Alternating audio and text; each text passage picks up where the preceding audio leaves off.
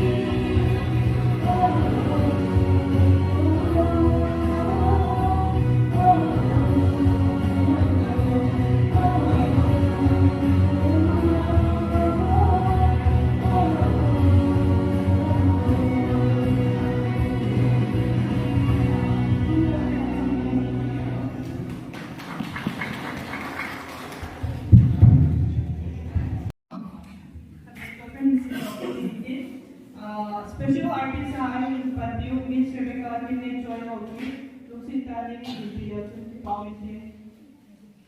Special artists Miss Rebecca Hokip, Miss Lhangkim Laite, Mrs. Kimboy Hokip, CHULLOU, Mr. Con.Hall Hokip. Special artists are video Apana Chief Guest Sri Lepal Hokip, intending candidate for to attainable AC, guest of honor Sri L. Homintan Hammi, Kanamen Moreh, Council President Sri Sevin Baisheti Hamno, today's special guest Sri David Hokip, as Mozo Sizum, Katayang Video to Repeat of the time to debut.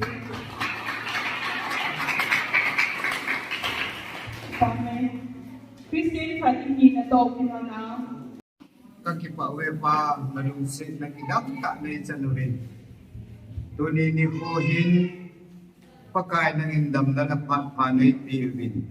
King lekama ko na munchong mapan sa titilay mo na natu mihimlet hindi nga film hong isimbo.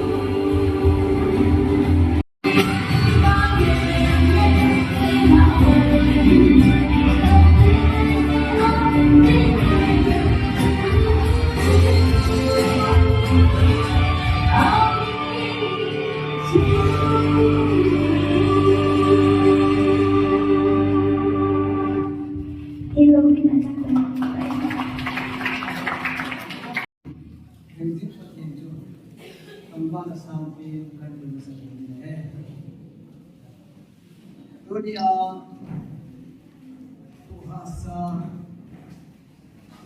CHULLOU Ministry of Moreh ada komponen punya tanggung jawab nama na chani siling katin tir ta pakai anga pun akan na ni he kabor sandi ipa atu katua sen kanai te dinga kabor hi Koran buku ko chang som le thum kabor chani ki pa na tu katua chan kanai te dinga kabor hi pathin atu pathin kita ani chan na hi tuni til bol hi ki pa na tu ma chan ne ne ji wa I bol hi ki bible ko ne sim lo rani dunia pathin ba choi na ding hi sam da le som na chang thum sum kon kin ngai to thom ba chajin hele mu silam da sai to thon ba chajin lam le hut be to thon ba chajin tum in khai le kulin mu to thon ba chajin hut be egin to thon ba chajin hut be how la to thon ba chajin pasal mau MPF ceremony sikesir hi pakal ji somina phando nakane tai pathin vet the jinga ai ti wai tai pi pakaya puna ma puno ahe oi hi zong le bisi belong se lung thima thagawin na tamanna ki pana din nanda sule atho ho lo se asuma ho lo se yo pathin tidam na ludam na pathe ko so ya pathin isi filmi mangsa ing dai da Kaiman apa acha lagau thimna thando na le thondo na kani dai pathian lopi na chanta hen tau len mangi mai lu na sam pe dai ga lu him him pati dunia hi ta ya son se thina lam lai ta ma ti san thega le do jesu krista mila kan tu me hi amen program ni ko na wa koi ni pacha ulwa guest ahi VIP limit ni ho itim beninga kan so si na bot chawin CHULLOU film ministry thakadin as a producer provider hi na bot chawin dan slam kan hi apa sepen infuni hin minin dile ikat ni dong la program product compare punan kugi sungai program di gas ulen power di cetina ini anuya gas opener functioner ini cetina ini special gas ini yang kita pakai program dan apa pun dapat cumin gas invite for new energy हम कोई भी है ना बोले कि कुछ माही जो मापना ही संदालिन किन कुपाली लो कोई भी किला लगा वो नदी कहूँगा कहूँगा मापन किला ताकि कहूँ कि ताकि पंचे ये जोंले इचन किया जो कुछ ये सही जोंले अनोया और ये हम ये एकदम पंपांग सा इमाम लोग ये सारा किपा का प्रोग्राम है पूरा जो है ये पूरे पूरा इसे लोगा ये बड़ी पूरे पावर मालो हमें में दिखा भी मुंह पर ये सेक्सी आप आपको अधिक चीज का पॉइंट तम तो यो कम तक agim di tun ama kiri election di katmen kita pa an solid di dong pa un salin anoya candidate for the two local SGD di dong le ama HAHSA agim absol diin amai right hand dinga asim cabinet tamta anju dong le ama kela ding le ama kela ki konsat se dinga ku ama chenanga mundin to bentin presentation no ju ki bakmundi te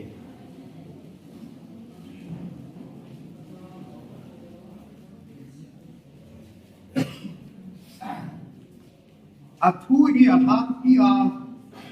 chief guest of honor functioner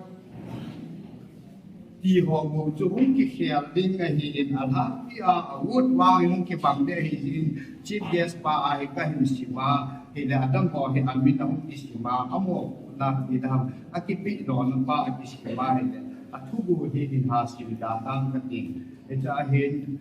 CHULLOU film ministry THOHSA mangmo thilpi presentation to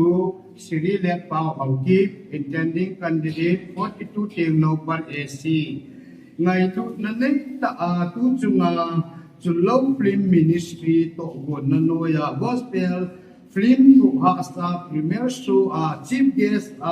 nehum pan pi jiun ki pa ben sa nan hi chi thilpi hi ka hin pi ubi dated Lhangkim Hotel Moreh Ward number 9 the 22 January 2022 Saturday Pastor Elias Paul Hangmi provider CHULLOU film ministry hi chi athak pi aminu le apat kolo ham bong ki khia ding hi in chi chu hin in hi chi to ki thon na hin ne cha ga sei be git nom chu tu ni hin ama chief guest pa tengin right hand takate chairman pa ansolin chi ahin thingta sejin ehin ama hi zo la ahunga ama ngai sangin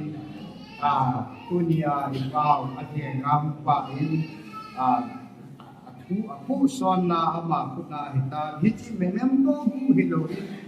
as a ministerial intending candidate khat ahi na ban le chutiang le hiti film hi ga kitihan nang le akibol sa area min kina point ka film bol na bahin 6,30,000 aluti ai wangin min hiti na dikuk na min ken dikuk itumin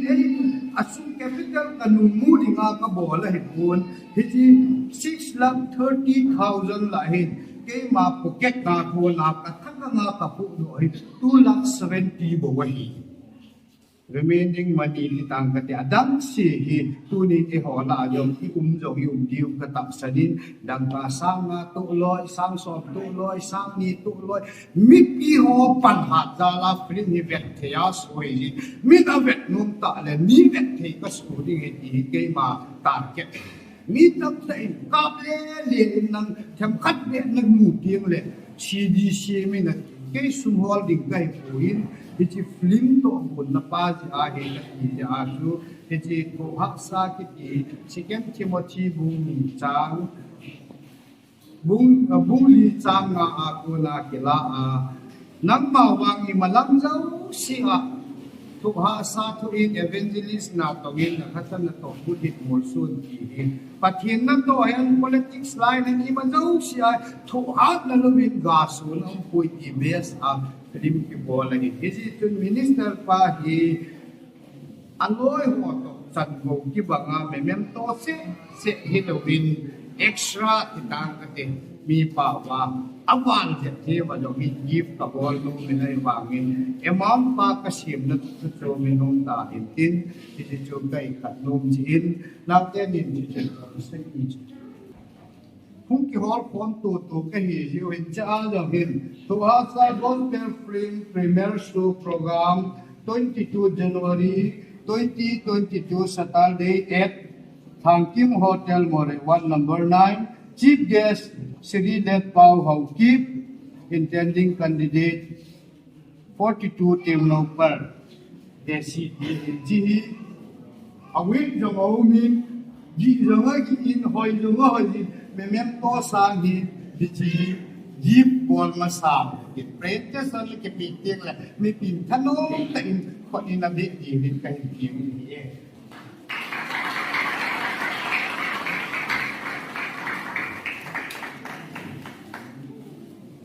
e ti na hi tin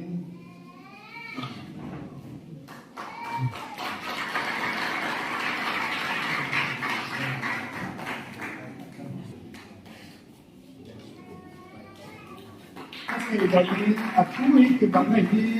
wilayah desa Honor di Aminah Hilal Sirial Hamin Thang Hami pada bersikap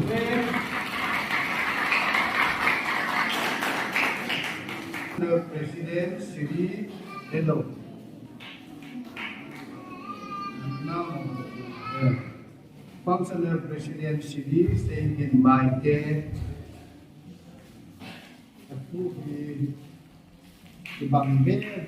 again say invited the Functional President. Maybe home the bersikap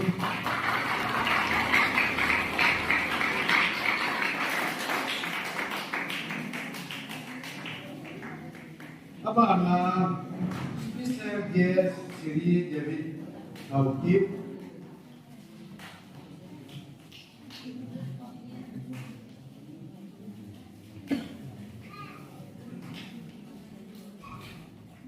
Sri David Lhangkim, there's more zone special guest. pada bersikap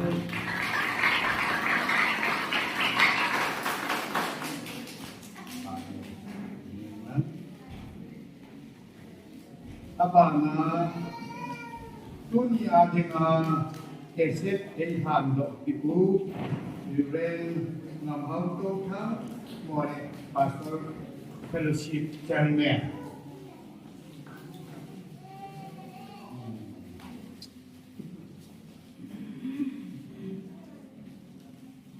Tim puji nahi, amin sebang di bangadi.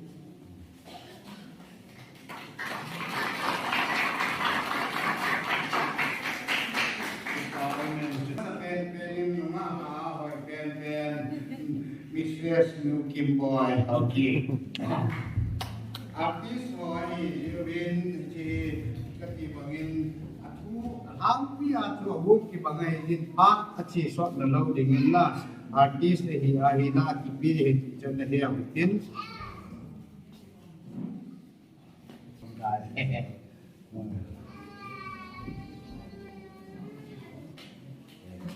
pada bersikap Okay.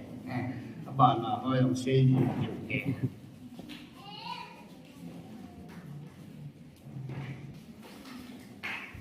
pada saat pada bersikap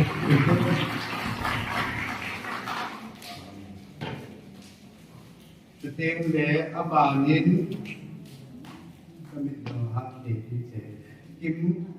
Kim ni joy hoki, kami Kim ni joy hoki.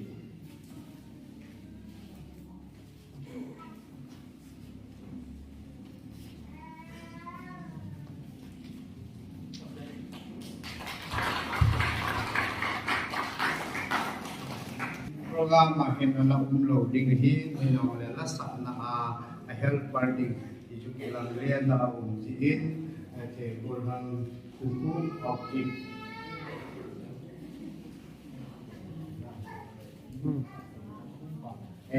pa kung pa ako po yesu what ay dio na dio na sila ay hinil sa aniki sukiel lo me zo isay ko hinon so to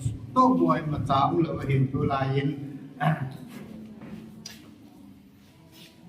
คนแดงที่เร็วเด้อ Setil abanin tuni ehon nok da umluwa latunga pe ne diule ino muli to sa wa ino muli din sa diwa ilanga from tiram state langa nga no ni complete ni la Mr. Joseph Mate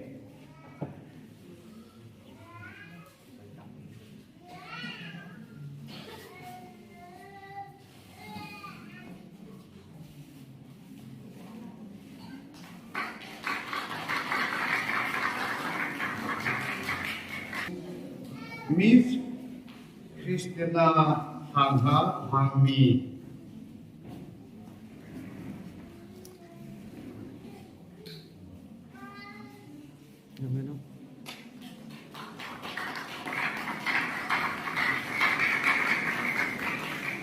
Iham building apa nanong panalaya mimpi asam lo nong ba ka kalung chimu mimpi ho lo siang memento ka kan present ni ni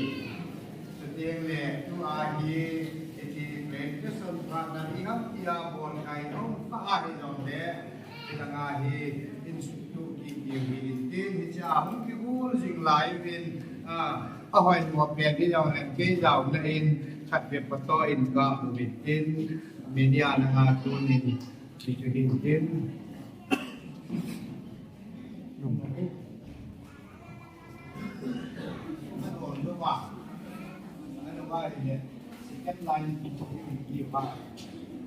ไปพูดเดี๋ยวก่อนเห็นโดนไล่เสียก่อนโอเคโอเค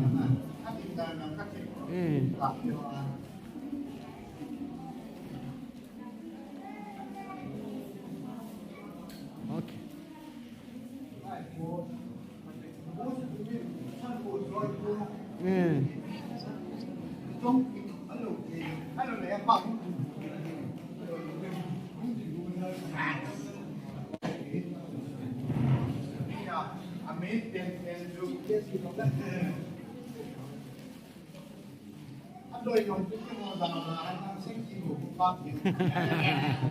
เอาสองนี่สองนี่โอเคโอเค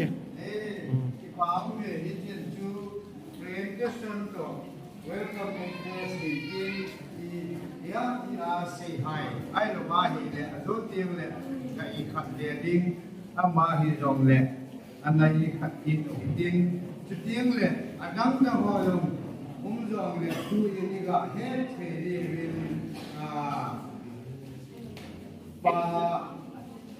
min love. Em min love hami shela apa abu ina apa bunga izin nama mi ho in setiap program la ho in VIP la akan yang itu ambil jenis dua tiga dengan tak salah bagi studio la yang ada di mana kabul tiba ulpa yang kami itu di bawah ini minal pahit minal kira mahir tu dia pun kan jadi lagi sebenarnya si wajar jadi kemahir trong saat yang mereka semua orang menjelaskan dua ini cerita ini.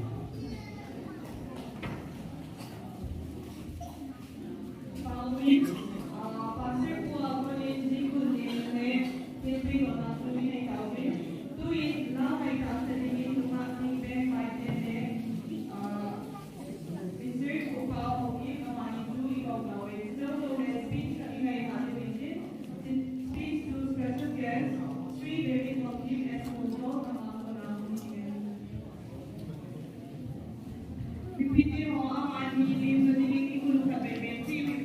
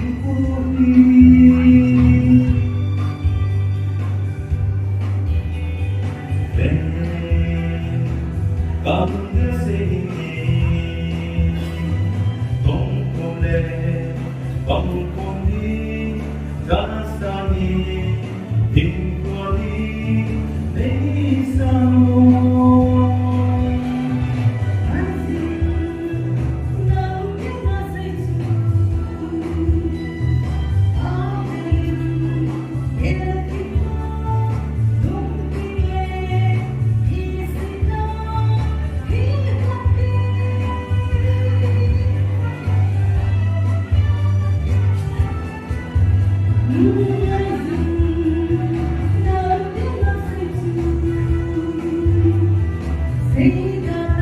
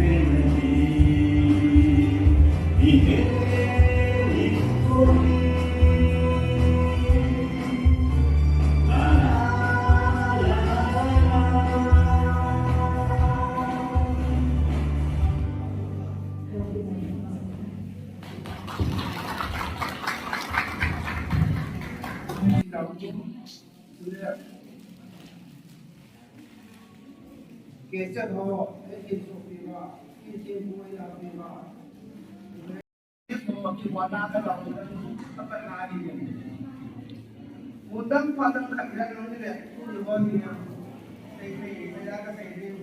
ini timur muat tu, kau pada lok ni ada nak kasi ini,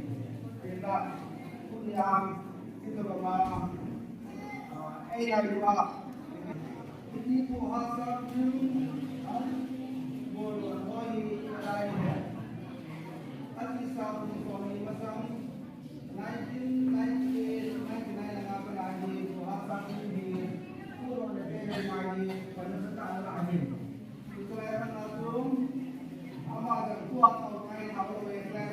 okay, nag-okay. Moreh ay naman, minus niya, na ako tulad ng hindi niya. Ito lang yan, second Saturday, si Moreh kang kate o ay ang matandang kaya. Kung kinain ka ng sige, tao naman naging katatun sige. Hindi mo tao na sila, second Saturday, yung there. Kung umulogin, tao na maging clarity mangsan sige. Ito, kanan ko ay sinugin. Ito ba ko na ito aman, amahin ko at HAHSA na ko. Masama amagan, hanggang kanina ang hinunong ano man na siya ko. Ay nawala, sana, pag-hindi wala ka naman nagkakang mo anong bato. Pag-hindi nito, pangalan may nakuha dito, hindi ako sige kung natin yung isa na lalakay dito. Ang mga storyline ko dito sa akin, PTPN niya. Kung 1998, 1999 ko na mga ito, hindi mali na siya. Ano so, ano din, kaya ano ba, cassette dan audio cassette tulaya CD do masa tiap tu cassette waktu ala dan nanti pun do air itu waktu tuam pada Allah nu pintu orang dia aman dia saat tu cassette asal masuk ya dalam panggil indang tu air hati orang kita Israel story ada kiri dia tapi dia for ada kiri berlaya ada yang kalau ada biru lalu lain